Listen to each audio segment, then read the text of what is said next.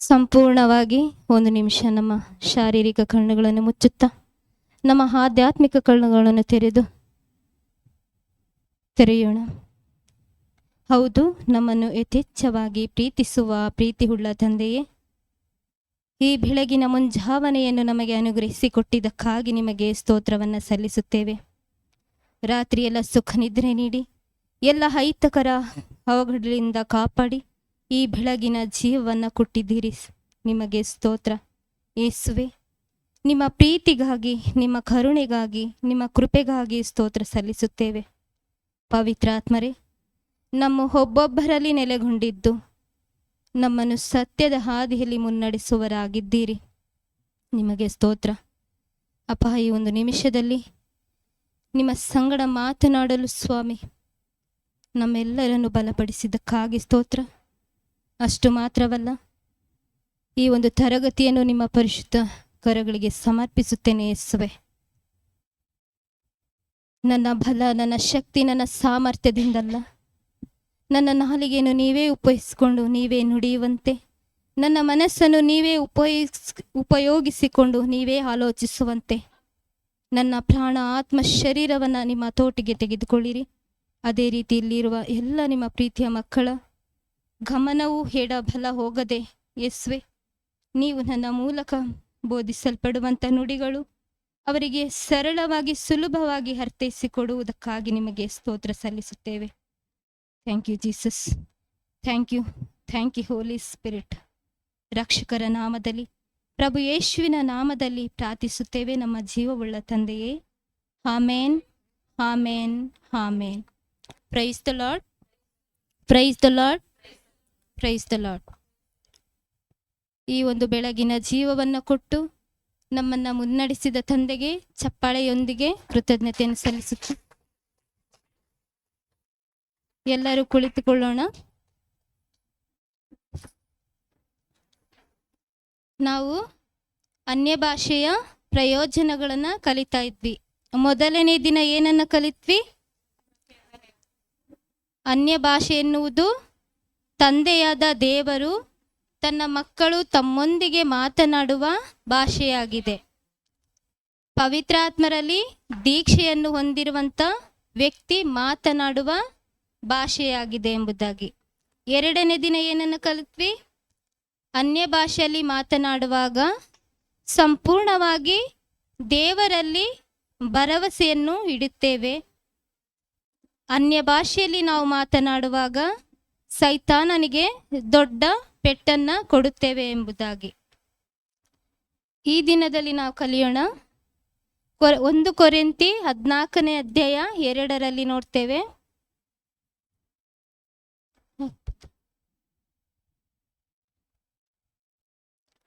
ಅನ್ಯ ಭಾಷೆಯನ್ನು ಮಾತನಾಡುವವನು ಮಾನವನೊಡನೆ ಅಲ್ಲ, ದೇವರೊಡನೆ ಮಾತನಾಡುತ್ತಾನೆ ಎಂಬುದಾಗಿ. ಅವನು ಪವಿತ್ರಾತ್ಮರ ಪ್ರೇರಣೆಯಿಂದ ನಿಗೂಢ ವಿಷಯಗಳ ಬಗ್ಗೆ ಮಾತನಾಡುತ್ತಾನೆ. ನಾವು ಅನ್ಯ ಭಾಷೆಯನ್ನು ಮಾತನಾಡುವಾಗ ನಮ್ಮ ಭಕ್ತಿ ಇನ್ನೂ ವೃದ್ಧಿಸಲ್ಪಡುತ್ತದೆ. ಅಷ್ಟು ಮಾತ್ರವಲ್ಲ, ಉತ್ಸಾಹವನ್ನು ಉಂಟು ಮಾಡುತ್ತದೆ, ಉಪಶಮನವನ್ನು ತರುತ್ತದೆ ಎಂಬುದಾಗಿ. ಅಂದರೆ ಹೇಗೆ ನಾವು ಪವಿತ್ರಾತ್ಮರ ಒಂದಿಗೆ ಮಾತನಾಡುವಾಗ ನಮ್ಮ ಭಕ್ತಿ ಇನ್ನೂ ಹೆಚ್ಚೆಚ್ಚಾಗಿ ವೃದ್ಧಿಯಾಗ್ತದೆ, ಇನ್ನೂ ಹೆಚ್ಚೆಚ್ಚಾಗಿ ನಮಗೆ ದಾಹವನ್ನು ಪವಿತ್ರಾತ್ಮರೊಂದಿಗೆ ದೇವರ ವಾಕ್ಯದ ಪ್ರಸನ್ನತೆಯಲ್ಲಿ ಕಾಲ ಕಳೆಯಲು ಇನ್ನೂ ಹೆಚ್ಚೆಚ್ಚಾಗಿ ನಮಗೆ ದಾಹ ಉಂಟಾಗುತ್ತದೆ. ಅಂದರೆ ಹೇಗೆ ಒಂದು ಮೊದಲು ಫಸ್ಟ್ ಟೈಮ್ ಮದುವೆಯಾದ ನವದಂಪತಿಗಳು ಹೇಗಿರ್ತಾರೆ, ಒಬ್ಬರನ್ನೊಬ್ಬರವರು ಬಿಟ್ಟಿರೋದಿಲ್ಲ. ಫಸ್ಟ್ ಟೈಮು ಅವರು ಪದೇ ಪದೇ ಮಾತನಾಡಬೇಕು, ಜೊತೆನೇ ಕಾಲ ಕಳಿಬೇಕೆಂಬುದಾಗಿ ಬಯಸ್ತಾರೆ. ಹೌದಲ್ವಾ? ಹೌದಾ? ಅದೇ ರೀತಿ ನಮಗೆ ಪವಿತ್ರಾತ್ಮರನ್ನು ಕೊಟ್ಟಿದ್ದಾರೆ ಎಂಬುದಾಗಿ ನಾವು ತಿಳಿದ ಮೇಲೆ ನಾವು ಪ್ರತಿದಿನ ಅವರ ಸಂಗಡ, ಅದಕ್ಕೆ ಟೈಮೇ ಇಲ್ಲ. ಅಂದರೆ ಬೆಳಗಿನ ಜಾವ ಮಾತಾಡಬೇಕು, ಸಂಜೆ ಯಾವಾಗೆಲ್ಲ ನಮಗೆ ಸಮಯ ಸಿಗುತ್ತೋ ಅವಾಗೆಲ್ಲ ನಾವು ಅವರೊಂದಿಗೆ ಮಾತನಾಡುವವರಾಗಬೇಕು. ಅಂದರೆ ಪದೇ ಪದೇ ನಾವು ಅನ್ಯ ಭಾಷೆಯಲ್ಲಿ ಮಾತನಾಡುವಾಗ, ನಾವು ದೇವರ ಪ್ರಸನ್ನತೆಯಲ್ಲಿ ಕಾಲ ಕಳೆಯುವಾಗ ನಮ್ಮ ಜೀವನದಲ್ಲಿ ಅಲೌಕಿಕವಾದ ಕಾರ್ಯಗಳನ್ನು ನಾವು ಅನುಭವಿಸಲು ಸಾಧ್ಯ ಆಗ್ತದೆ. ಹೌದಲ್ವಾ? ಅದೇ ರೀತಿ ನಾನು ಅನ್ಯ ಭಾಷೆಯಲ್ಲಿ ಕಾಲ ಕಳೆಯುವಾಗ ನಮ್ಮ ಜೀವಿತದಲ್ಲಿ ಏನೆಲ್ಲ ನಾವು ಕಾರ್ಯವನ್ನು ಅನುಭವಿಸಿದ್ದೇವೆ ಎಂಬುದಾಗಿ ಸಾಕ್ಷಿಗಳ ಮುಖಾಂತರ ಹಂಚಿಕೊಳ್ಳಲು ಇಷ್ಟಪಡ್ತೇನೆ. ನನಗೆ ಹಿಂದೊಮ್ಮೆ ಅನ್ಯ ಭಾಷೆ ಅಂದರೆ ಏನು, ದೇವರ ವಾಕ್ಯ ಅಂದರೆ ಯಾರು ಎಂಬುದಾಗಿ ನನಗೆ ತಿಳಿದಿರಲಿಲ್ಲ. ಆದರೂ ವಾಕ್ಯವನ್ನು ಓದ್ತಿದ್ದೆ, ಪದೇ ಪದೇ ಓದ್ತಿದ್ದೆ, ಅನ್ಯ ಭಾಷೆಯಲ್ಲೂ ಕೂಡ ಮಾತನಾಡ್ತಿದ್ದೆ. ಆದರೂ ನನಗೆ ಸಮಾಧಾನ ಇರಲಿಲ್ಲ. ವಾಕ್ಯವನ್ನು ಓದುವಾಗ, ಅನ್ಯ ಭಾಷೆ ಮಾತನಾಡುವಾಗ ಆ ಸಮಯದಲ್ಲಿ ಸಮಾಧಾನ ಆಗ್ತಿತ್ತು. ಆದರೆ ಅದು ಓದಿ ಮತ್ತೆ ಕೆಲಸ ಕಾರ್ಯಗಳು ಮಾಡುವಾಗ ಸಮಾಧಾನ ಇರಲಿಲ್ಲ. ಏನೋ ಒಂಥರ ಚಿಂತೆ, ಏನೋ ಒಂಥರ ಒಬ್ಬಂಟಿಗಳು ಎಂಬುದಾಗಿ ನನಗೆ ಗಿಲ್ಟ್ ಫೀಲ್ ಆಗಲಿಕ್ಕೆ ಸ್ಟಾರ್ಟ್ ಆಯಿತು. ಆದರೂ ನಾನು ವಾಕ್ಯವನ್ನು ಓದ್ತಿದ್ದೆ, ಫೀಲ್ ಆಗ್ತಾಯಿತ್ತು, ಯಾರೂ ನನ್ನ ಸಂಗಡ ಮಾತನಾಡ್ತಿಲ್ಲ, ಯಾಕೆ ನಾನೊಬ್ಬಳೇ, ಯಾರಿಗೂ ನಾನು ಬೇಡವಾದವಳು ಎಂಬುದಾಗಿ ನನಗೆ ಆಲೋಚನೆಗಳು ಬರ್ತಾಯಿದ್ವು. ಆವಾಗ ಅಂಥ ಸಮಯದಲ್ಲಿ ಅದು ಲಾಕ್ಡೌನ್ ಸಮಯ. ಆವಾಗ ನಮಗೆ HIJCM ಟೀಚಿಂಗ್ ಯೂಟ್ಯೂಬಲ್ಲಿ ನನಗೆ ಸಿಕ್ತು. ನಾನು ಅಲ್ಲಿ ಯೂಟ್ಯೂಬಲ್ಲಿ ಟೀಚಿಂಗ್ ನೋಡುವಾಗ ಪಪ್ಪ ಪವಿತ್ರಾತ್ಮರ ಬಗ್ಗೆ ಟೀಚ್ ಕೊಡ್ತಾಯಿದ್ರು. ಪವಿತ್ರಾತ್ಮರಂದರೆ ಯಾರು, ಅವರು ನಮ್ಮ ಜೀವಿತದಲ್ಲಿ ಯಾರಾಗಿದ್ದಾರೆ ಎಂಬುದಾಗಿ ಟೀಚ್ ಕೊಡ್ತಿದ್ರು. ಬಟ್ ಆ ಒಂದು ಟೀಚಿಂಗನ್ನು ನಾನು ಸ್ಟಾರ್ಟಿಂಗ್ ನೋಡುವಾಗ ವಾಕ್ಯವನ್ನು ಎಷ್ಟೋ ಬಾರಿ ನಾನು ಓದಿದ್ರೂ ಕೂಡ ವಾಕ್ಯದ ಅರಿವಾಗ್ತಿರ್ಲಿಲ್ಲ. ಪವಿತ್ರಾತ್ಮರ ಸಂಗಡ ನಾನು ಹೆಚ್ಚಿನದ ಕಾಲ ಕಳೀತಿದ್ದೆ, ಆದರೆ ಕಾಲ ಕಳೆಯೋದ್ರಿಂದ ಏನಾಗುತ್ತದೆ ಎಂಬುದಾಗಿ ಅದರ ಅರಿವಿರಲಿಲ್ಲ. ಅಂಥ ಸಮಯದಲ್ಲಿ ಯಾವಾಗ ನಾನು ಈ ಟೀಚಿಂಗನ್ನು ಆಲಿಸೋಕ್ಕೆ ಸ್ಟಾರ್ಟ್ ಮಾಡಿದ್ನೋ, ಧ್ಯಾನಿಸೋಕ್ಕೆ ಸ್ಟಾರ್ಟ್ ಮಾಡಿದ್ನೋ, ನನ್ನ ಹೃದಯದಲ್ಲಿ ಏನೋ ಒಂದು ಸಮಥಿಂಗ್ ಕಾರ್ಯ ಆಗಲಿಕ್ಕೆ ಸ್ಟಾರ್ಟ್ ಆಯಿತು. ಅದು ಏನಂತ ಗೊತ್ತಿಲ್ಲ, ಏನೋ ಒಂಥರ ಸಮಾಧಾನ. ಸ್ಟಾರ್ಟಿಂಗ್ ನಾನು ವಾಕ್ಯ ಓದ್ತಾ ಇದ್ದೆ, ಅನ್ಯ ಭಾಷೆ ಮಾತಾಡ್ತಿದ್ದೆ, ಅವಾಗ ಆಗ್ತಾ ಇರಲಿಲ್ಲ. ಯಾವಾಗ ಈ ಟೀಚಿಂಗ್ ಕೇಳೋಕ್ಕೆ ಸ್ಟಾರ್ಟ್ ಮಾಡಿದ್ನೋ ಆವಾಗ ನನಗೆ ಗೊತ್ತಾಯಿತು, ಪವಿತ್ರಾತ್ಮರು ನನ್ನಲ್ಲಿ ಯಾರಾಗಿದ್ದಾರೆ, ಪ್ರಭು ಯೇಸು ನನ್ನಲ್ಲಿ ಯಾರಾಗಿದ್ದಾರೆ. ನಾವು ಪವಿತ್ರಾತ್ಮರೊಂದಿಗೆ ಮಾತನಾಡೋದ್ರಿಂದ ನಮ್ಮ ಜೀವಿತದಲ್ಲಿ ಏನೆಲ್ಲ ಕಾರ್ಯಗಳನ್ನು ನಾವು ಅನುಭವಿಸ್ತೇವೆ, ಪಡೆದುಕೊಳ್ತೇವೆ ಎಂಬುದಾಗಿ ನನಗೆ ತಿಳಿತು. ಅಲ್ಲಿ ಪಾಪ ಟೀಚಿಂಗ್ ಕೊಡ್ತಾ ಇದ್ರು ಅನ್ಯ ಭಾಷೆ ಬಗ್ಗೆ. ಅದರಲ್ಲಿ ಒಂದು ಉದಾಹರಣೆ ಉದಾಹರಣೆ ಕೊಟ್ಟು ಹೇಳ್ತಾ ಇದ್ರು. ಅದು ಯಾವುದಂದ್ರೆ ಒಂದು ಬಿದಿರು ಗಿಡದ ಬಗ್ಗೆ ಪಪ್ಪ ಕೊಡ್ತಿದ್ರು. ಅದು ಒಂದು ಬಿದಿರು ಯಾವಾಗ ನೆಲದ ಮೇಲೆ ನಾವು ಬಿತ್ತಲ್ಪಟ್ಟಾಗ ಅದು 3 ರಿಂದ 4 ವರ್ಷದ ತನಕ ಮೇಲೆ ಕಾಣಿಸ್ಕೊಳ್ಳೋದಿಲ್ಲ ಎಂಬುದಾಗಿ. ಅಂದರೆ ಅದು 3 ರಿಂದ 4 ವರ್ಷ ಏನು ಮಾಡ್ತದೆ, ಭೂಮಿಯ ಒಳಗಡೆನೆ ಎಲ್ಲೆಲ್ಲಿ ನೀರುಗಳು ಇರುತ್ತೋ ಅದನ್ನೆಲ್ಲ ಹೇಳ್ಕೊಳ್ಳೋಕ್ಕೆ ಸ್ಟಾರ್ಟ್ ಮಾಡ್ತಿತ್ತು. 3 ರಿಂದ 4 ವರ್ಷ. ಆ 3 ರಿಂದ 4 ವರ್ಷದ ಅವಧಿಯಲ್ಲಿ ಅದು ಬಲಗೊಳ್ತಿತ್ತು. ಆಮೇಲೆ ಒಂದೇ ವರ್ಷಕ್ಕೆ ಸುಮಾರು 30 ರಿಂದ 40 ಅಡಿ ಎತ್ತರವಾಗಿ ಬೆಳೆದು ನಿಲ್ಲುತ್ತೆ. ಅದು ಯಾವತ್ತೂ ಕೂಡ ಅಯ್ಯೋ ನಾನು ಇನ್ನೂ ಬೆಳೆದಿಲ್ಲ ಅಂತ ಚಿಂತೆ ಮಾಡಲ್ಲ, ಅದು ಅಲ್ಲೇ ಬಲಗೊಳ್ತಿತ್ತು. ಬಟ್ ನನಗೆ ಆ ಒಂದು ಸಾಕ್ಷಿ ಉದಾಹರಣೆ ನೋಡಿದಾಗ ಏನೋ ಇದರಲ್ಲಿ ಇದೆಯಲ್ವಾ, ಪುನಃ ರಿಪೀಟ್ ಮಾಡಿ ಅದನ್ನೇ ಕೇಳಿದ್ದೀನಿ ತುಂಬ ಸಲ.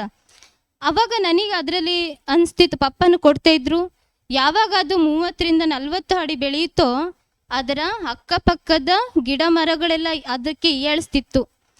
ಏನು ಇದು, ನಿನ್ನ ಥರನೇ ನನ್ನ ಒಟ್ಟಿಗೆ ಹಾಕಿರೋದು, ಆದರೆ ನೀನೇನು ಫಲ ಕೊಡ್ತಿಲ್ಲ, ನಾನು ನೋಡು ಫಲ ಕೊಟ್ಟು ಜನರಿಗೆಲ್ಲ ಹೇಗೆ ಉಪಯೋಗ ಆಗ್ತಿದ್ದೀನಿ ಎಂಬುದಾಗಿ.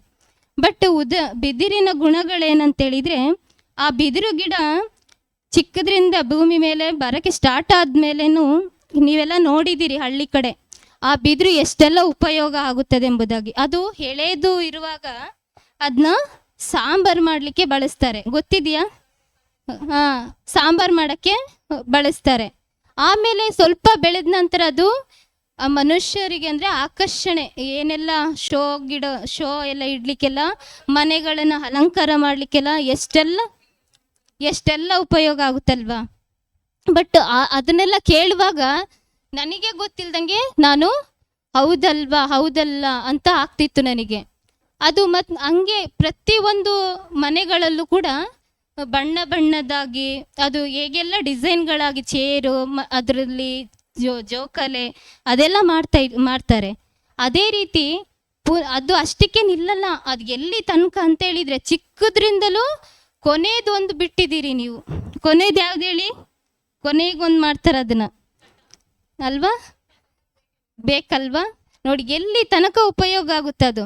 ಆದರೆ ಅದನ್ನು ಹೇಳಿದಾಗ ನನಗೆ ಇಷ್ಟು ದಿನ ನಾನು ಏನೊಂದು ಚಿಂತೆಯಲ್ಲಿದ್ನೋ, ನಾನು ಯಾರಿಗೆ ಬೇಡವಾದವಳು, ನಾನು ಯಾರಿಗೆ ನಾನು ಯಾವುದಕ್ಕೂ ಪ್ರಯೋಜನ ಇಲ್ಲ, ನನ್ನಿಂದ ಏನು ಸಾಧ್ಯ ಇಲ್ಲ ಅಂದರೆ ಜೀವನನೇ ಬೇಡ ಅನ್ನೋ ಮಟ್ಟಕ್ಕೆ ನಾನು ಬಂದಿದ್ದೆ.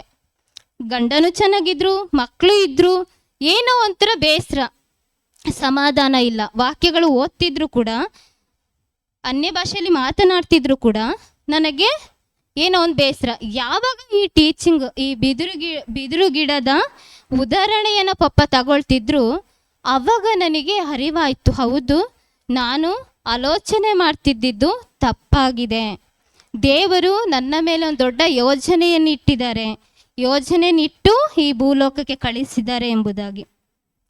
ಯಾವಾಗ ಅಲ್ಲಿಂದ ಪವಿತ್ರಾತ್ಮರು ನನ್ನ ಜೀವಿತದಲ್ಲಿ ಯಾರಾಗಿದ್ದಾರೆ, ಪವಿತ್ರಾತ್ಮರನ್ನು ನಾವು ಹೊಂದಿಕೊಂಡ್ಮೇಲೆ ನಾವೇನು ಮಾಡಬೇಕು, ನಾವು ಹೇಗೆ ನಾನು ಪವಿತ್ರಾತ್ಮರ ಹೊಂದಿಕೊಂಡೆ ಎಂಬುದಾಗಿ ನನಗೆ ಆವಾಗ ಅರಿವಾಯಿತು.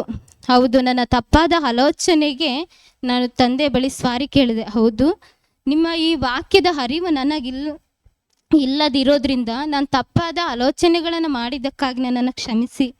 ನಾನು ಇನ್ನು ಮುಂದೆ ಆ ಥರ ಮಾಡೋದಿಲ್ಲ. ಯಾಕಂದರೆ ನೀವು ನನ್ನೊಳಗಿದ್ದೀರಿ. ಯಾರು ಮಾತನಾಡಲಿ, ಯಾರು ನನ್ನನ್ನು ಪ್ರೀತಿ ಮಾಡಲಿ ಮಾಡದೇ ಇರಲಿ, ನೀವು ನನ್ನೊಂದಿಗಿದ್ದೀರಿ, ನಾನು ನಿಮ್ಮೊಂದಿಗೆ ಮುನ್ನಡಿತೀನಿ ಎಂಬುದಾಗಿ ಅವತ್ತು ನಿರ್ಧಾರ ತಗೊಂಡೆ ನಾನು. ಅವತ್ತಿನಿಂದ ನಮ್ಮ ಜೀವಿತದಲ್ಲಿ ಇದುವರೆಗೂ ಊಹಿಸಲಾಗದಷ್ಟು ಅಂದರೆ ಅಲೌಕಿಕವಾದ ಕಾರ್ಯಗಳನ್ನು ನಮ್ಮ ಜೀವಿತದಲ್ಲಿ ನಾವು ದೇವರು ಅದ್ಭುತ ಕಾರ್ಯಗಳನ್ನು ನಾವು ಅನುಭವಿಸ್ತಿದ್ದೇವೆ. Praise the Lord, praise the Lord. ಹಾಗಾಗಿ ಇಲ್ಲಿಗೆ ಯಾರೆಲ್ಲ ಎಷ್ಟು ಅಂಥ ಪರಿಸ್ಥಿತಿಗಳು ಇಂದ ಬಂದಿದ್ದೀರೋ ಗೊತ್ತಿಲ್ಲ ನನಗೆ.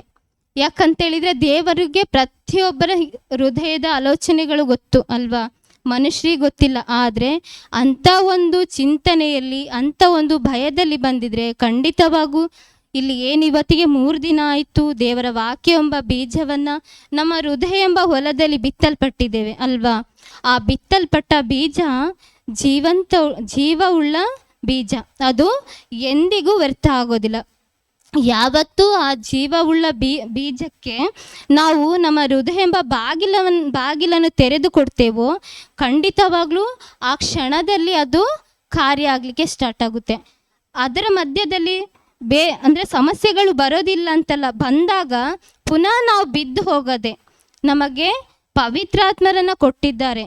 ಎಂದಿಗೂ ನಾವು ಪ್ರತಿ ಕ್ಷಣನೂ ಪ್ರತಿ ದಿನವೂ ಅಂದರೆ ಟೈಮೇ ಇಲ್ಲ, ನಮ್ಮೊಂದಿಗೆ ಇರ್ತಾರೆ. ನಾವು ಮಲಗಲಿ, ಕೂರ್ಲಿ, ಎದ್ದೇಳಿ, ಎಲ್ಲೇ ಹೋಗಲಿ ನಮ್ಮೊಂದಿಗೆ ಇರ್ತಾರೆ ಎಂಬುದಾಗಿ ನಾವು ನಂಬಿ, ಹೇಗೆ ನಾವು ಪವಿತ್ರಾತ್ಮರನ್ನು ಹೊಂದ್ಕೊಂಡ್ವಿ, ನಾವು ಯಾವಾಗ ಪ್ರಭು ಯೇಸುವನ್ನು ನಮ್ಮ ಸ್ವಂತ ರಕ್ಷಕರಾಗಿ, ಪ್ರಭುವಾಗಿ, ದೇವರಾಗಿ ಸ್ವೀಕಾರ ಮಾಡಿಕೊಂಡ್ವೋ ಆ ಕ್ಷಣದಲ್ಲಿ ನಾವು ಪವಿತ್ರಾತ್ಮರನ್ನು ಹೊಂದ್ಕೊಂಡಿದ್ದೀವಿ ಅಲ್ವಾ. ಎಷ್ಟೋ ಸಲ ಸಮಸ್ಯೆ ಬಂದಾಗ ನಾವು ನಮ್ಮೊಂದಿಗೆ ಪವಿತ್ರಾತ್ಮರು ಇದ್ದಾರೆ, ಸಹಾಯಕರು ಇದ್ದಾರೆ ಎಂಬುದಾಗಿ ನಾವು ಮರ್ತು ಬಿಡ್ತೀವಿ ಅಲ್ವಾ.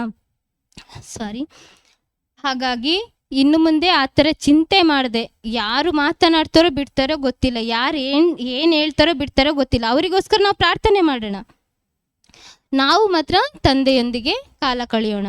ಹಾಗಾಗಿ ಪ್ರತಿ ಕ್ಷಣವೂ ನಾವು ಪವಿತ್ರಾತ್ಮರಲ್ಲಿ ಅನ್ಯ ಭಾಷೆಯಲ್ಲಿ ನಾವು ಮಾತನಾಡುವಾಗ ನಮ್ಮ ಜೀವನದ ನಕಾರಾತ್ಮಕ ಅನುಭವಗಳನ್ನು, ಭಾವನೆಗಳನ್ನು ತಪ್ಪಿಸಲು ನಮಗೆ ಅದು ಸಹಾಯ ಮಾಡ್ತದೆ. ಹೇಗೆ ಮಾತನಾಡುವಂಥದ್ದು ಅಂದರೆ, ಹೇಗೆ ನಾವು ಈಗ ಬೆಳಿಗ್ಗೆ ಎದ್ದಾಗಿನಿಂದಲೂ ನಾವು ಫಸ್ಟ್ ಟೈಮ್ ಏನು ಮಾಡ್ತೀವಿ, ಈಗ ದೇವರ ವಾಕ್ಯ ಗೊತ್ತಿದ್ದವರು ನಾವು ಪ್ರೇಯರ್ ಮಾಡ್ತೀವಿ, ಗೊತ್ತಿಲ್ಲದವರು ಫಸ್ಟ್ ಟೈಮ್ ಯಾರೆಲ್ಲ ಬಂದಿದ್ದೀರ ಏನೆಲ್ಲ ಮಾಡ್ತೀರಿ, ಬೆಳಿಗ್ಗೆ ಎದ್ದ ತಕ್ಷಣ ಸೀದಾ ಎದ್ದು ಅಡುಗೆ ಮನೆಗೆ ಹೋಗ್ತೀವಿ ಅಲ್ವಾ. ಅಡುಗೆ ಮನೆಗೆ ಹೋಗ್ತೀವಿ, ಕೆಲಸಗಳು ಮಾಡ್ತೀವಿ. ಅದಕ್ಕಿಂತಲೂ ಇವಾಗ ಹೆಚ್ಚಿನದಾಗಿ ಏನು ಮಾಡ್ತೀವಿ, ನಮ್ಮ ಮೊಬೈಲ್ ಹುಡುಕ್ತೀವಿ ಎಲ್ಲಿದೆ ಎಂಬುದಾಗಿ. ಅಂದರೆ ಏನು ಮಾಡ್ತೀವಿ, ಚಾರ್ಜ್ ಇಡಲಿಕ್ಕೆ ಅಲ್ವಾ, ಚಾರ್ಜ್ ಇಡ್ತೀವಿ. ಯಾಕೆ, ಮತ್ತೆಲ್ಲಾದರೂ ಕರೆಂಟ್ ಹೋದರೆ ನಮಗೆ ಧಾರಾವಾಹಿ ನೋಡೋಕ್ಕಾಗಲ್ಲ ಕೆಲಸ ಮುಗಿಸಿ ಅಲ್ವಾ. ಇವಾಗಂದರೆ ದೇವರು ವಾಕ್ಯದಲ್ಲಿದ್ದವ್ರು ಟೀಚಿಂಗಿಗೆ ಹಂಬಲಿಸ್ತೀವಿ, ಟೀಚಿಂಗ್ ಕೇಳಬೇಕಂತ. ಇಲ್ಲದೇ ಇದ್ದವರು ಅಂದರೆ ಸ್ಟಾರ್ಟಿಂಗ್ ವಾಕ್ಯ ಗೊತ್ತಿರಲ್ಲ, ಅವರು ಧಾರಾವಾಹಿ ನೋಡಬೇಕು ಮತ್ತು ಕರೆಂಟ್ ಸಿಗಲ್ಲ, ಫಸ್ಟು ಚಾರ್ಜ್ ಇಸೋದು. ಅಂದರೆ ಸ್ಟಾರ್ಟಿಂಗ್ ನಾನು ಹಂಗೆ ಇದ್ದೆ. ಸ್ಟಾರ್ಟಿಂಗ್ ದೇವರ ವಾಕ್ಯಕ್ಕೆ ಬರೋಕ್ಕಿಂತ ಮುಂಚೆ, ದೇವರ ವಾಕ್ಯ ಸತ್ಯ ನನಗೆ ಗೊತ್ತಿಂತ ಮುಂಚೆ ಸಂಜೆ 7 ಗಂಟೆ ಆದರೆ ಸಾಕು, ದೇವರೇ ಕರೆಂಟ್ ಹೋಗ್ಲಪ್ಪ, ಕರೆಂಟ್ ಹೋಗ್ಲಿ ಅಂದರೆ ಪ್ರೇಯರ್ ಮಾಡಬೇಕಲ್ಲ. 7 ಗಂಟೆಗೆ ಕರೆಂಟ್ ಇದ್ದರೆ ಧಾರಾವಾಹಿ ಹೋಗುತ್ತಲ್ಲ, ನೋಡ್ಲಿಕ್ಕಾಗಲ್ಲ. ಪ್ರೇಯರ್ ಮಾಡಬೇಕು ಆ ಸಮಯದಲ್ಲಿ, ದೇವರೇ 7 ಗಂಟೆ ಕರೆಂಟ್ ಹೋಗ್ಲಿ ಅಪ್ಪ, ಇದೊಂದು ಧಾರಾವಾಹಿ ಮುಗ್ದ ಮೇಲೆ ಬರಲಿ ಅಂತ. ಒಂದು ವೇಳೆ ನಾವು ಪ್ರೇಯರ್ ಮಾಡುವಾಗನೇ ಕರೆಂಟ್ ಬಂದರೆ ಗಮನ ಎಲ್ಲ ಪ್ರೇಯರಲ್ಲಿ ಇರಲಿಲ್ಲ, ಧಾರಾವಾಹಿ ಅವಳೆಲ್ಲ ಹೋದ್ಲ, ಅವನೇನು ಮಾಡಿದ್ನ, ಈ ಥರ ಎಷ್ಟು ಅಂದರೆ ಎಷ್ಟು ಧಾರಾವಾಹಿ ನೋಡ್ತಿದ್ದಾರೆ. 7 ಗಂಟೆಯಿಂದ 12 ಗಂಟೆ ತನಕನೂ ನೋಡ್ತಾ ಇದ್ದೆ. ಅಷ್ಟು ರಿಪೀಟು, ನಿದ್ದೆ ಬರಲಿಲ್ಲ. ಪುನಃ 7 ಗಂಟೆಗೆ 12 ಗಂಟೆ ಪುನಃ ಅದು ರಿಪೀಟ್ ಆಗ್ತಿತ್ತು, ಪುನಃ ರಿಪೀಟ್ ನೋಡ್ತಾ ಇದ್ದೆ. ಪುನಃ ಬೆಳಿಗ್ಗೆ ಹಸ್ಬೆಂಡ್ ಕೆಲ್ಸಕ್ಕೆ ಹೋಗೋದೇ ಕಾಯ್ತಿದ್ದೆ, ಮಕ್ಕಳನ್ನೆಲ್ಲ ಬೇಗ ಬೇಗ ರೆಡಿ ಮಾಡಿ ಬೇಗ ಮಲಗಿಸೋದು, ಡಿಸ್ಟರ್ಬ್ ಆಗುತ್ತಲ್ಲ ಅದಕ್ಕೆ. ಅಂದರೆ ಹೆಚ್ಚಿನದಾಗಿ ಧಾರಾವಾಹಿ ನೋಡ್ತಿದ್ದೆ. ನೋಡಿ ನೋಡಿ ನೋಡಿ ನೋಡಿ ಫುಲ್ ಸೈಲೆಂಟ್. ಏನೇ ಮನೇಲಿ ಏನೇ ಅಂದರೆ ಮಕ್ಕಳು ಮಾತನಾಡಿದ್ರು ಜಾಸ್ತಿ ಮಾತಾಡಲ್ಲ, ಗಂಡ ಮಾತಾಡಿದ್ರು ಮಾತಾಡಲ್ಲ, ಧಾರಾವಾಹಿ ಇದೇ ಚಿಂತೆ. ನಾಳೆ ಅವನು ಎಲ್ಲಿಗೆ ಬರ್ತಾನೋ, ಇವಳು ಅಲ್ಲಿಗೆ ಬರೋಕ್ಕೆ ಹೇಳಿದಾಳೆ, ಈ ಥರ ಬರೀ ಧಾರಾವಾಹಿ ಇದೇ ಚಿಂತೆ ಆಗ್ತಿತ್ತು. ಯಾವಾಗ ನಾವು ದೇವರ ವಾಕ್ಯದ ಸತ್ಯವನ್ನು ಅರಿತುಕೊಂಡು ಅದಕ್ಕೆಲ್ಲ ಫುಲ್ ಸ್ಟಾಪ್. ಅಂದರೆ ಇವಾಗ ಈ ದೇವರ ವಾಕ್ಯದ ಟೀಚಿಂಗ್ ಬಂದು 7 ವರ್ಷ ಆಗ್ತಾ ಬಂತು. 7 ವರ್ಷದಲ್ಲಿ ಒಂದು ದಿನ ಕೂಡ ನಾನು TV ನೋಡಲೇ ಇಲ್ಲ. ನನಗೆ ಆ ದೇವರ ವಾಕ್ಯದ ಸತ್ಯದ ಅರಿವಾದ ಮೇಲೆ ನಾನು ಊಟ ಮಾಡ್ತೀನೋ ಬಿಡ್ತೀನೋ ಪದೇ ಪದೇ ಪದೇ ಪದೇ ವಾಕ್ಯವನ್ನು ಧ್ಯಾನಿಸಬೇಕು. ಅಲ್ಲಿ 1-2 ಬಟ್ಟೆ ತೊಳಿತಿದ್ರು ಕೂಡ, ಕೈಯಲ್ಲಿ ಸೋಪಿದ್ರು ಕೂಡ ಅದು ಬಟ್ಟೆನ ಅಲ್ಲೇ ಬಿಟ್ಟು ಪುನಃ ಬಂದು ವಾಕ್ಯ ತೆಗೆದು ಓದೋದು. ಒಂದೇ ಲೈನ್ ಓದೋದು, ಹೋಗಿ ಬಟ್ಟೆ ತೊಳೆಯೋದು, ಅದೇ ಲೈನ್ನ ಧ್ಯಾನ ಮಾಡೋದು. ಅಂದರೆ ಆವಾಗ ವಾಕ್ಯದ ಅರಿವು ಇರಲಿಲ್ಲ. ಒಟ್ಟಾರೆ ನಾನು ಓದ್ಮೇಲೆ ಮನೆಗೆ ಬಂದಮೇಲೆ ಪತಿ ಕೆಲಸ ಬಿಟ್ಟು ಬಂದಮೇಲೆ ಅವರಿಗೆ ಅದನ್ನ ಹೇಳೋದು, ನಾನು ಈ ವಾಕ್ಯ ಓದಿದ್ದೀನಿ, ಈ ವಾಕ್ಯ ಈ ಥರ ಏನು ಅರ್ಥ ಆಯ್ತು ಗೊತ್ತಿಲ್ಲ, ಬಟ್ ಅದನ್ನೇ ಪದೇ ಪದೇ, ಅವರಿಗೆ ಹಿಂಸೆ ಆಗ್ತಿತ್ತೋ ಏನೋ ಗೊತ್ತಿಲ್ಲ, ನನ್ನ ಹತ್ರ ಹೇಳ್ಕೊಳ್ತಿರ್ಲಿಲ್ಲ, ಪದೇ ಪದೇ ಪದೇ ಪದೇ ಅವ್ರ ಹತ್ರ ಹೇಳ್ತಿದ್ದೆ. ಆ ಥರನೇ ಇರುವಾಗ ನನಗೆ ಈ ಟೀಚಿಂಗ್ ಸಿಕ್ಕಿದ್ದು. ಆವಾಗ ಆ ವಾಕ್ಯವನ್ನು ನಾನು ಯಾವಾಗ ಅದು ಎಡೆ ಬಿಡ್ದಲೆ ಪದೇ ಪದೇ ಧ್ಯಾನಿಸ್ತಿದ್ನೋ, ಆವಾಗ ಈ ಟೀಚಿಂಗ್ ಸಿಕ್ಕಿದ ಮೇಲೆ ಆ ವಾಕ್ಯದ ಅರಿವು ನನಗೆ ಆವಾಗ ಗೊತ್ತಾಯಿತು. ಹೌದು, ಅವತ್ತು ಏನು ಹಂಬಲಿಸ್ತಿದ್ನೋ, ಅಂದರೆ ನನಗೆ ಗೊತ್ತಿಲ್ಲ. ಯಾವಾಗ ದೇವರ ವಾಕ್ಯಕ್ಕೆ ನಾನು ಪದೇ ಪದೇ ದೇವರ ವಾಕ್ಯ ಓದುವಾಗ, ಅದನ್ನು ಧ್ಯಾನಿಸಿದಾಗ, ಪಪ್ಪ ಟೀಚಿಂಗ್ ಕೊಡುವಾಗ ಆ ವಾಕ್ಯ ತಟ್ಟಂತ ಹೋಲಿ ಸ್ಪಿರಿಟ್ ಮಾತಾಡೋರು, ಈ ವಾಕ್ಯದ ಅರ್ಥ ಈ ಥರ ಮಗಳೇ, ಈ ಥರ ಅಂದರೆ ಅದ್ರ ಆಳವಾಗಿ. ಯಾಕಂದರೆ ವಾಕ್ಯವನ್ನು ಓದ್ತಿದ್ವಿ, ವಾಕ್ಯದಿಂದ ಬರುವ ಸ್ವರವನ್ನು ನಾವು ಆಲಿಸ್ತಿರ್ಲಿಲ್ಲ. ಬರೀ ವಾಕ್ಯ ಓದು ವಾಕ್ಯ ಯಾರಾಗಿದ್ದಾರೆಂಬುದಾಗಿ ಗೊತ್ತಿರಲಿಲ್ಲ. ಇವಾಗ ಪ್ರಭು ಯೇಸುವೇ ವಾಕ್ಯವಾಗಿದ್ದಾರೆ, ಅವರೇ ನಮ್ಮೊಳಗೆ ನೆಲೆಗೊಂಡಿದ್ದಾರೆ, ನಮ್ಮನ್ನು ಅನಾಥರನಾಗಿ ಬಿಟ್ಟಿಲ್ಲ. ನಮಗೆ ಅವ್ರು ಹೇಳ್ತಾರೆ, ನಿಮ್ಮನ್ನು ಅನಾಥರನಾಗಿ ಬಿಟ್ಟು ಹೋಗುವುದಿಲ್ಲ, ನಿಮಗೊಬ್ಬ ಪೋಷಕನನ್ನು ಕೊಡ್ತೇನೆ, ಆ ಪೋಷಕನೇ ಪವಿತ್ರಾತ್ಮರು ಎಂಬುದಾಗಿ. ಅವರು ನಿಮ್ಮೊಳಗೆ ಬಂದಾಗ ನೀವು ಸತ್ಯವನ್ನೇ ಮಾತನಾಡ್ತೀರಿ ಎಂಬುದಾಗಿ ಅಲ್ವಾ. ಅದೇ ರೀತಿ ನಾವು ಕೂಡ ಹೇಗೆ ನಾವು ಮೊಬೈಲನ್ನು ಚಾರ್ಜ್ ಮಾಡ್ತೀವೋ, ಮೊಬೈಲಿಗೆ ಬೆಳಿಗ್ಗೆ ನಾವು ಒಂದ್ಸಲ ಚಾರ್ಜಿಗಿಟ್ರೆ ಪದೇ ಪದೇ ಚಾರ್ಜಿಗಿಡ್ತೀವ. ಈಗ 1-2-3 ಧಾರಾವಾಹಿ ನೋಡಿದ ಮೇಲೆ ಚಾರ್ಜ್ ಖಾಲಿ ಆಗುತ್ತೆ, ಇಡ್ತೀವೋ ಇಲ್ವಾ. ಈಗ ನಾವು ಬೆಳಿಗ್ಗೆ ಎದ್ದ ತಕ್ಷಣ ನಾವು ದೇವರ ವಾಕ್ಯವನ್ನು ಧ್ಯಾನಿಸ್ತಲೇ, ದೇವರೊಂದಿಗೆ ಮಾತನಾಡ್ದಲೇ ನಮ್ಮ ಮುಂದಿನ ಕೆಲಸ ಕಾರ್ಯಗಳನ್ನು ನಾವು ಪ್ರಾರಂಭಿಸಿದ್ದೀವಿ ಆದರೆ ಖಂಡಿತವಾಗ್ಲೂ ಆ ದಿನದಲ್ಲಿ ಅಂದರೆ ಗೊತ್ತಿಲ್ಲ ಹೇಗೆ ಇರುತ್ತೆ ಎಂಬುದಾಗಿ. ಒಂದೊಂದು ನುಡಿಗಳು ಹೇಗೆ ಬರುತ್ತೆ, ಪತ್ಯ ಮುಖಾಂತರ ಆಗಿರ್ಬೋದು, ಮಕ್ಕಳ ಮುಖಾಂತರ ಆಗಿರ್ಬೋದು, ನಮ್ಮ ಕೆಲಸ ಕಾರ್ಯದಲ್ಲಿ ಆಫೀಸು, ಏನೋ ಟೀಚರ್ಸ್ ಇದ್ದರೆ ಟೀಚರ್ಸು, ಸ್ಕೂಲ್ ಮಕ್ಕಳು ಶಾಲೆಯಲ್ಲಿ, ಗೊತ್ತಿಲ್ಲ ಯಾವ ರೀತಿ ನಾವು ವರ್ತಿಸಬೇಕೆಂಬುದಾಗಿ. ಯಾವಾಗ ನಾವು ಬೆಳಿಗ್ಗೆ ಎದ್ದ ತಕ್ಷಣ ನಮ್ಮ ತಂದೆಯೊಂದಿಗೆ ಮಾತನಾಡುವವರಾಗ್ತೀವೋ ಆ ಕ್ಷಣದಲ್ಲಿ ತಂದೆಯೊಂದಿಗೆ ಕಾಲ ಕಳೆದ ಮೇಲೆ ನಾವು ಆ ಕಡೆಯಿಂದ ಯಾವುದೇ ಒಂದು ನುಡಿಗಳು ಬಂದರೂ ಕೂಡ ಸಮಾಧಾನದಲ್ಲಿ ಇರ್ತೀವಿ. ಅಂದರೆ ಶಾಂತಿ. ಏನೇ ಹೇಳಿದ್ರು ಅದು ನಾವು ತಗೊಳ್ಳೋದಿಲ್ಲ, ಅಂದರೆ ಆಳವಾಗಿ ತೆಗೆದುಕೊಳ್ಳೋದಿಲ್ಲ. ದೇವರ ವಾಕ್ಯದ ಪ್ರಕಾರ ಇದ್ದರೆ ಮಾತ್ರ ಅದಕ್ಕೆ ರೆಸ್ಪಾನ್ಸ್ ಮಾಡ್ತೀವಿ, ಇಲ್ಲ ಅಂತೇಳಿದರೆ ಸುಮ್ಮನೆ ಇದ್ಬಿಡ್ತೀವಿ. ಹಾಗಾಗಿ ನಾವು ಪ್ರತಿದಿನ ದೇವರ ವಾಕ್ಯವನ್ನು ಆಲಿಸಬೇಕು, ಧ್ಯಾನಿಸಬೇಕು. ಬೆಳಿಗ್ಗೆ ಏನು ಪಪ್ಪ ಹೇಳ್ತಾರೆ 15-20 ನಿಮಿಷದ್ದು ಗೋಲ್ಡನ್ ಮಿನಿಟ್ ಎಂಬುದಾಗಿ ಅಲ್ವಾ, ಆ ನಿಮಿಷ ನಾವು ತಂದೆಯೊಂದಿಗೆ ಕಾಲ ಕಳೆಯುವಾಗ ನಮ್ಮ ಗಂಡನ ಜೊತೆ ಮಾತನಾಡ್ತೀವೋ, ಹೆಂಡತಿ ಜೊತೆ ಮಾತನಾಡ್ತೀವೋ, ಮಕ್ಕಳ ಜೊತೆ ಮಾತಾಡ್ತೀವೋ ಅದು ಅಂದರೆ ಅದು ನೆಕ್ಸ್ಟ್. ಯಾವಾಗ ತಂದೆಯೊಂದಿಗೆ ಮಾತನಾಡ್ತೀವೋ ಖಂಡಿತವಾಗ್ಲೂ ಆ ದಿನದಲ್ಲಿ ಎಂಥ ಇಕ್ಕಟ್ಟು ಬಿಕ್ಕಟ್ಟು ಬಂದರೂ ಕೂಡ ಅದರ ಸಮಾಧಾನದಲ್ಲಿ ನಾವು ಮುನ್ನಡೆಯಲು ಸಾಧ್ಯ ಆಗ್ತದೆ. ನನ್ನ ಸಿಸ್ಟರು ಹೇಳ್ತಿದ್ರು, ಹೇಗೆ ನಾವು ತಂದೆಯೊಂದಿಗೆ ಮಾತನಾಡ್ತೀವಿ ಅಂದರೆ ಒಂದು ತಾಯಿ ತನ್ನ ಮಗುವನ್ನು ಎತ್ಕೊಂಡು ಹೇಗೆ ಮುದ್ದಾಡಿಸುತ್ತೆ, ಮೇಲ್ಗಡೆ ಈ ಥರ ಎತ್ಕೊಂಡು. ಅದು ಅಂದರೆ ತಾಯಿ ಮತ್ತು ಆ ಮಗುಗೆ ಮಾತ್ರ ಅದ್ರ ಭಾಷೆ, ಅಂದರೆ ಅವರು ಅನುಭವಿಸ್ತಿರ್ತಾರೆ, ಆ ಕಡೆಯಿಂದ ಮಗುನೂ ಅನುಭವಿಸ್ತಿರುತ್ತೆ. ತಾಯಿನೂ ತೊದಲು ನುಡಿಯಲ್ಲಿ ಮಾತನಾಡುವಾಗ ಏನೋ ಅದು ಹೇಳಿ ತಾಯಿಗೆ ಅರ್ಥ ತಾಯಿ ಹೇಳಿದ್ದು ಮಗುಗೆ ಅರ್ಥ ಆಗುತ್ತೆ. ಅವ್ರಿಗೆ ಅಕ್ಕಪಕ್ಕದವ್ರಿಗೆ ಅರ್ಥ ಆಗುತ್ತೋ ಬಿಡುತ್ತೋ ಗೊತ್ತಿಲ್ಲ ಅಲ್ವಾ, ಆದರೆ ಅವರಿಬ್ಬರು ಮಾತ್ರ ಅದನ್ನು ಅನುಭವಿಸ್ತಿರ್ತಾರೆ. ಆ ಪ್ರೀತಿ, ಆ ನಗು, ಆ ಮಗುವಿನ ಮುಗುಳ್ನಗೆ ಅಲ್ವಾ. ಅದೇ ರೀತಿ ನಾವು ಯಾವಾಗ ತಂದೆಯೊಡನೆ ಮುಖಾಮುಖಿಯಾಗಿ ಮಾತನಾಡ್ತೀವೋ ಖಂಡಿತವಾಗ್ಲೂ ನಮ್ಮ ಜೀವನದಲ್ಲಿ ಅಲೌಕಿಕವಾದ ಕಾರ್ಯಗಳನ್ನು ನಾವು ನೋಡಲು ಸಾಧ್ಯ. ಇದು ಹೇಳುವಾಗ ಪ್ರಿಯರೇ, ನಾವು ಈ ಕಡೆ ಬರುವಾಗ ಮೊನ್ನೆ ಧ್ಯಾನಕ್ಕಂತ ನಮಗೊಂದು ಮದುವೆಗೆ ಹೇಳಿದರು, ಹಿಂದೂ ಫ್ಯಾಮಿಲಿ. ನಾವು ಸಂಡೇ ಮದುವೆ, ಬಟ್ ಆ ಮದುವೆಗೆ ನಮಗೆ ಹೋಗ್ಲಿಕ್ಕಾಗಲ್ಲ, ಯಾಕಂದ್ರೆ ಲಾಸ್ಟ್ ಟೈಮ್ ನಾವು ಇಲ್ಲಿಗೆ ಬರಬೇಕಿತ್ತು, ಮದುವೆ ಅಂತ ಕ್ಯಾನ್ಸಲ್ ಆಯಿತು. ಮತ್ತು ಇದಕ್ಕೂ ಹೀಗೆ ಆಗ್ತಿದೆಯಲ್ಲ ಅಂತೇಳಿ ಬೇಜಾರಾಯಿತು ಒಂದ್ಸಲ. ಅದಕ್ಕೆ ಬೇಡ, ಮಿಸ್ ಮಾಡೋದು ಬೇಡ ಅಂತೇಳ್ಬಿಟ್ಟು ನಾವು ಶನಿವಾರ ಸಂಜೆನೇ ಭೇಟಿ ಕೊಟ್ವಿ ಆ ಮನೆಗೆ. ಅಲ್ಲಿ ಭೇಟಿ ಒಂದು 7-7:30 ಅಷ್ಟೊತ್ತಿಗೆ ಹೋಗಿದ್ದೀವಿ. ಬಟ್ ಹಿಂದೂ ಸಂಪ್ರದಾಯ ಗೊತ್ತಲ್ವ, ಹೇಗೆಲ್ಲ ಚಪ್ರ ಹಾಕ್ತಾರೆ, ಚಪ್ರ ಹಾಕಿ ಅದ್ರ ಮಧ್ಯದಲ್ಲಿ ಏನೋ ಒಂದು ಕಂಬ ಹಾಕ್ತಾರೆ, ಕಂಬ ಹಾಕಿ ಅದ್ರ ಕೆಳಗಡೆ ದೀಪ ಎಲ್ಲ ಇಟ್ಟು ಏನೋ ಕಾರ್ಯಗಳು ಮಾಡ್ತಾರೆ ಅವರು. ಬಟ್ ನಾವು ಅಲ್ಲಿ ಹೋಗಿ ಆ ಚಪ್ರದ ಮುಂದೆ ಸೈಡ್ ಈ ಥರ ಕೂತಿದ್ವಿ. ಬಟ್ ಅಲ್ಲೊಂದು ವಯಸ್ಸಾದ ತಾಯಿ ಅಂದರೆ ಆ ತಾಯಿಯ ಮಗಳು ಮದುವೆ. ಬಟ್ ಆ ಮಗ ಬಂದು ಆ ತಾಯಿನ ಕೈ ಹಿಡಿದು ಕರ್ಕೊಬಂದು ಅದು ಅವ್ರೇನು ಕಾರ್ಯ ಮಾಡ್ತಾರೆ ಅದರ ಎದುರುಗಡೆ ಕೂರಿಸಿಬಿಟ್ಟಿದ್ದಾರೆ. ಯಾಕಂದ್ರೆ ನಡೆಯೋಕ್ಕಾಗಲ್ಲ, ವಯಸ್ಸಾದವರು ಅಂದರೆ ಹಿರಿತಲೆ ಬೇಕು ಅಂತಾರಲ್ಲ. ಬಟ್ ಅಲ್ಲಿ ಕೂರಿಸಿ ಆ ಮಗನಿಗೂ ಏಜ್ ಆಗಿದೆ, ಬಟ್ ಆದರೂ ತಾಯಿಯ ಕೈ ಹಿಡಿದು ಕರ್ಕೊಬಂದು ಅಲ್ಲಿ ಕೂರಿಸಿಬಿಟ್ಟು ಈ ಕಡೆ ಆ ಕಂಬದ ಹತ್ರ, ಅದೇ ಮಧ್ಯ ಕಂಬ ಹಾಕಿದ್ದಾರೆ ಅಂತ ಹೇಳ್ದಲ್ಲ, ಆ ಕಂಬದ ಹತ್ರ ಏನೋ ಕೆಲಸ ಮಾಡ್ತಿದ್ರು ಅವರು. ಬಟ್ ಈ ತಾಯಿ ಅಲ್ಲಿ ಕೂತು, ತುಂಬ ಜನ ಇದ್ದಾರೆ ಗೊತ್ತಲ್ಲ ಮದುವೆ ಮನೆ ಅಂದರೆ ಹೇಗಿರುತ್ತೆ ಅಂತ, ಸುತ್ತಮುತ್ತ ಜನ ಇದ್ದಾರೆ. ಆದರೆ ಈ ತಾಯಿಯ ಕಣ್ಣು ಮಾತ್ರ ಎಲ್ಲಿಗೆ ಹೋಗ್ತಿತ್ತು, ಯಾರಿಗಾದ್ರೂ ಗೊತ್ತಿದ್ಯಾ? ಅಲ್ಲ, ತಾಯಿಯ ಕಣ್ಣು ಎಲ್ಲಿಗೆ ಹೋಗ್ತಿತ್ತು ಗೊತ್ತಾ? ಅದ್ರ ಮಗನ ಮೇಲೆ. ಯಾಕೆ ಅಂತ ಹೇಳ್ಬೋದಾ? ಬಟ್ ಆ ಕಂಬದ ಕೆಳಗಡೆ 2 ದೀಪ ಇಟ್ಟಿದ್ರು. ಆ ದೀಪದ ಹತ್ರ ಹೋಗಿ ಮಗ ಆ ಕಂಬದ ಮೇಲೆ ಕಂಬಕ್ಕೆ ಏನೋ ಹೂವು ಹಾಕೋದ ಏನೋ ಕೆಲಸ ಮಾಡ್ತಿದ್ರು. ಬಟ್ ಆ ತಾಯಿಯ ಕಣ್ಣು ಆ ಮಗನ ಮೇಲೆ ಏಕೆ ಬೆಂಕಿ ಹತ್ಕೊಳ್ಳುತ್ತೆ ನನ್ನ ಮಗನಿಗೆ ಎಂಬುದಾಗಿ ಅಲ್ವಾ. ಬಟ್ ಆ ತಾಯಿಯ ಕಣ್ಣು ಮಾತ್ರ ಆ ಮಗನ ಮೇಲಿತ್ತು. ಆ ತಾಯಿ ನನಗೆ ಅವರದ ಮಗ ಅಂತ ನನಗೆ ಗೊತ್ತಿರಲಿಲ್ಲ. ನಾನು ಆ ತಾಯಿನೇ ನೋಡ್ತಾ ಇದ್ದೆ. ಆ ಕಡೆ ಹೋಗು, ಈ ಕಡೆ ಹೋಗು, ಬರೀ ಕೂತಲ್ಲೇ ಗುಣು ಅಂತ ಹೇಳ್ತಿದ್ದೆ. ನನಗೆ ಈ ಅಮ್ಮ ಯಾಕೆ ಈ ಥರ ಮಾಡ್ತಿದೆ ಅಂತ ನನ್ನ ಹಸ್ಬೆಂಡ್ ಹತ್ರ ಕೇಳಿದೆ. ಅವ್ರು ಯಾರು, ಅವರಿಗೆ ಏನಾಗಬೇಕು ಅಂತ.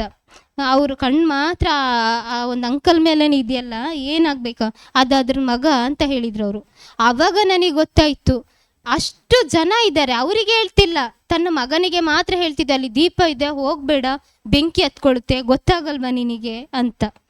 ಬಟ್ ಈ ಲೋಕದ ತಾಯಿಗೇನೆ ಅಷ್ಟು ತನ್ನ ಮಗನ ಮೇಲೆ ಕೇರ್ ಇರ್ಬೇಕಂತೇಳಿದರೆ, ಏನೋ ತೊಂದರೆ ಆಗುತ್ತೆ ಅಂತೇಳಿ ಅಷ್ಟು ಇಷ್ಟಪಡುವಾಗ ನಮ್ಮ ತಂದೆ ನಮ್ಮನ್ನು ಎಷ್ಟು ಇಷ್ಟಪಡ್ತಾರಲ್ವ.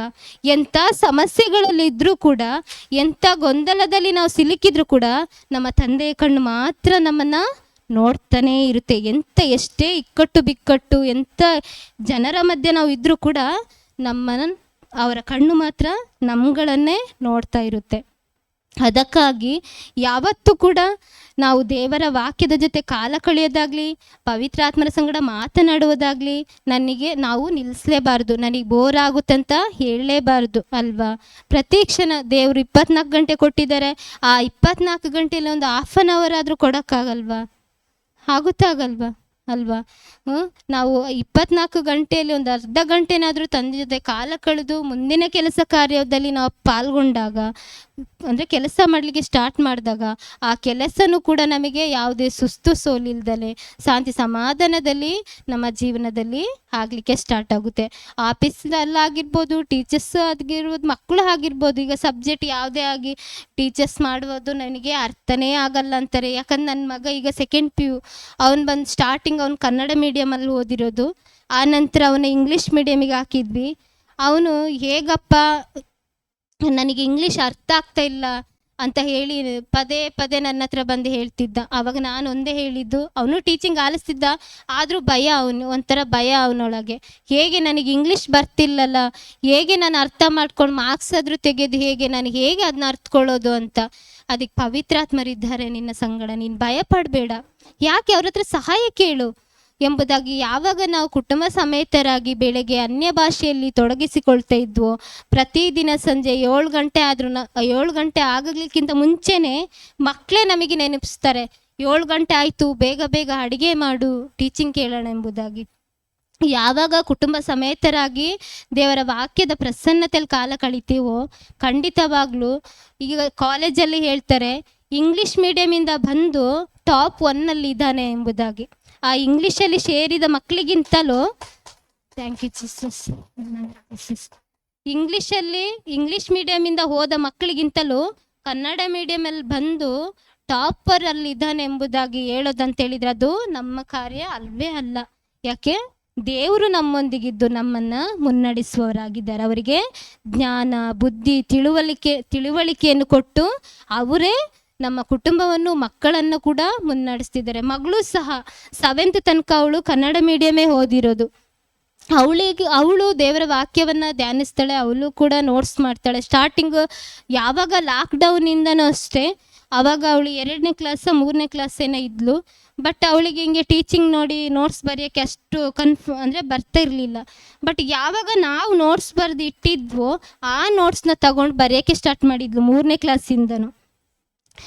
ಬರೆಯೋದು, ಅದನ್ನ ಧ್ಯಾನಿಸೋದು, ಮತ್ತು ಅವರಿಬ್ಬರೇ ಮಗ ಕುತ್ಕೊಂಡು ಕೇಳೋದು, ಅವಳು ಅದನ್ನ ಓದೋದು. ಅಂದರೆ ಪಪ್ಪ ಹೇಗೆ ಇಲ್ಲಿ ಟೀಚ್ ಮಾಡ್ತಾರೋ ಅದೇ ರೀತಿ ಒಂದು ಸೈಡ್ ಅವಳು ನಿಂತ್ಕೊಳ್ಳೋದು, ಹೇಳೋದು, ಮಗ ಆಲಿಸೋದು, ಅವ್ರು ನಿಂತ್ಕೊಂಡು ಹೇಳೋದು, ಅವ್ರನ್ನ ಆಲಿಸೋದು. ಆಟ ಅವ್ರದ್ದು. ಲಾಕ್ಡೌನಲ್ಲಿ ಎಲ್ಲೂ ಹೊರಗಡೆ ಹೋಗೋಕ್ಕಾಗ್ತಿರ್ಲಿಲ್ಲ, ಮನೆ ಒಳಗೆ ಆಟ ಆಗ್ತಿತ್ತು. ಅಂದರೆ ನಾನು ಟೀಚಿಂಗ್ ಕೇಳ್ತೀನಿ, ನೀನು ಪ್ರಬೋಧನೆ ಮಾಡಿ, ಈ ರೀತಿ. ಅದನ್ನೇ ಆ ಥರನೇ ಅವರು ಮಾಡ್ತಾ ಬಂದರು. ಮಾಡ್ತಾ ಬರುವಾಗ ನಾವು ಕೂಡ ದೇವರ ವಾಕ್ಯದಲ್ಲೇ ಡೇ ಆ್ಯಂಡ್ ನೈಟ್ ಕಾಲ ಕಳೆಯುವಾಗ ನಮಗೆ ಗೊತ್ತಿಲ್ಲದಂಗೆ ಅಲೌಕಿಕವಾದ ಕಾರ್ಯಗಳು ನಮ್ಮ ಜೀವಿತದಲ್ಲಿ ಆಗಲಿಕ್ಕೆ ಸ್ಟಾರ್ಟ್ ಆಯಿತು. ಎಷ್ಟು ವರ್ಷದಿಂದ ಆಗ್ತಾ ಇರಲಿಲ್ವೋ, ಯಾವಾಗ ಈ ಟೀಚಿಂಗಿಗೆ ನಾವು ಅಂಟ್ಕೊಂಡ್ವಿ ಆ ಕ್ಷಣದಲ್ಲಿ ಯಾವುದೆಲ್ಲ ತಡೆ ಗೋಡೆಗಳಿದ್ದು ಅದೆಲ್ಲ ಬಿಚ್ಚಲ್ಪಡ್ತು. ಅದಕ್ಕಾಗಿ ನಾವು ಇಲ್ಲಿಂದ ಏನು ಸೋಮವಾರದಿಂದ ದೇವರ ವಾಕ್ಯನ ಆಲಿಸ್ತಿದ್ವೋ, ಇಲ್ಲಿ ಆಲಿಸಿದಂಥ ಪ್ರತಿಯೊಂದು ನುಡಿಗಳು ನಿಮ್ಮ ಜೀವನದಲ್ಲಿ ಯಾವತ್ತೂ ಕೂಡ ಅದು ವ್ಯರ್ಥ ಆಗೋದಿಲ್ಲ. ನೀವು ಎಷ್ಟೇ ಒಂದು ಕೆಲಸ ಕಾರ್ಯಗಳನ್ನು, ಎಷ್ಟೇ ಅರ್ಜೆಂಟ್ ಕೆಲಸ ಕಾರ್ಯಗಳನ್ನು ಬಿಟ್ಟು ಬಂದಿರ್ಬೋದು, ಆದರೆ ಅದು ಎಂದಿಗೂ ವ್ಯರ್ಥ ಆಗೋದಿಲ್ಲ. ಯಾಕಂತೇಳಿ ನಮ್ಮ ಜೀವಿತದಲ್ಲಿ ಖಂಡಿತವಾಗ್ಲೂ ಅದು ನಮ್ಮ ಜೀವಿತದಲ್ಲಿ ಅನುಭವ ಆಗಿದೆ. ಎಷ್ಟೋ ಸಲ ಇಲ್ಲಿ ರಿಟ್ರೀಟ್ ಬರೋಕ್ಕಿಂತ ಮುಂಚೆ ನಮ್ಮ ಹಸ್ಬೆಂಡಿಗೆ ಕೆಲಸನೇ ಇರ್ತಿರ್ಲಿಲ್ಲ, 1 ವಾರ 2 ವಾರ. ಬಟ್ ನಾನು ಹೇಳ್ತೀವಿ, ತಂದೆ ಜೊತೆ ಕಾಲ ಕಳೀರಿ, ಖಂಡಿತವಾಗ್ಲೂ ಅವರು ಒದಗಿಸಿ ಕೊಟ್ಟಿದ್ದಾರೆ ಅಂದಮೇಲೆ ನಾವು ಏನಕ್ಕೆ ಚಿಂತೆ ಮಾಡಬೇಕೆಂಬುದಾಗಿ ಹೇಳ್ತಿದ್ವಿ. ಬಟ್ ಯಾವಾಗ ಇಲ್ಲಿಂದ ಟೀಚಿಂಗ್ ಬಂದು ಇಲ್ಲಿ ರಿಟ್ರೀಟಿಗೆ ಬಂದು 1 ದಿನದ್ದು 2 ದಿನದ್ದು ಟೀಚಿಂಗ್ ಆಲಿಸಿ ಹಿಂದಿರುಗಿ ಬರ್ತಿದ್ರು, ಆ 1 ತಿಂಗಳದ ಕೆಲಸ 2 ದಿನದಲ್ಲಿ ದೇವರು ಒದಗಿಸಿ ಕೊಡ್ತಾಯಿದ್ರು. ಇವಾಗಲೂ ಆ ಕಾರ್ಯ ಆಗ್ತಿದೆ. ಆ ಕ್ಷಣದಲ್ಲಿ ಒಮ್ಮೊಮ್ಮೆ ಸಮಸ್ಯೆ ಬಂದಾಗ ನಾವು ಮರ್ತು ಬಿಡ್ತೀವಿ, ಸಮಸ್ಯೆಗಳಿಗೆ ಒಳಗಾಗ್ತೀವಿ. ಬಟ್